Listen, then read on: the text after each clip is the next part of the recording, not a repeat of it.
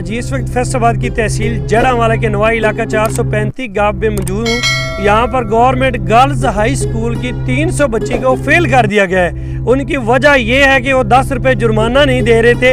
Head Mrs का कहना है कि वो जुर्माना नहीं पेड करती थी, इसलिए हमने उन्हें फेल कर दिया है। और वालिदैन को सख्ती से कहा गया है कि आकर अपने बच्चों के सर्टिफिकेट ले लें, हमने उसे पास भी नहीं करना। हमारे साथ कुछ वालिदैन मौजूद हैं, हम उनसे जानना चाहेंगे उनका क्या कहना है इस बारे में। बच्चियां जड़ियां असीं लैके आउने 366 जलीगां चों 20 बच्चियां मैं लै आउना, 10-10 रुपया ले दियां तो वो 10-10 रुपये तो रोकया तो जड़ा बच्चियां सारियां फेल कर दित्तियां, नहीं पास कर दी।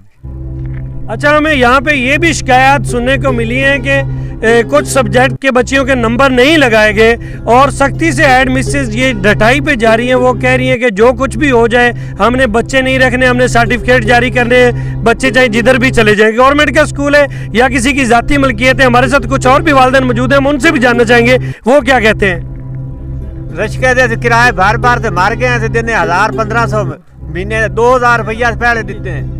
तो साड़ियाँ बच्चियाँ सारे ने फेल कर छे, 300 बच्ची है सारे फेल कर छे ने। जी जैसे कि आप सुन रहे हैं कि वालिदैन का ये भी कहना है कि वो पर बच्ची का 3-3 हज़ार रुपया किराया पेड करते हैं रक्षों का। सही है, उसके बावजूद भी बच्चों के साथ इतनी नाइंसाफ़ी कर रहे हैं वो नामंजूर है। वालिदैन सब इधर सरापा एहतजाज है, बच्चे बड़े परेशान हैं जो है। हमारे साथ कुछ और वालिदैन मौजूद हैं, हम उनसे भी जानना चाहेंगे। जी क्या कहना है। जी अस्सलाम वालेकुम। जी हमारे कुछ बहनें आ रही हैं, उनको वो ना फेल कर दिया गया है।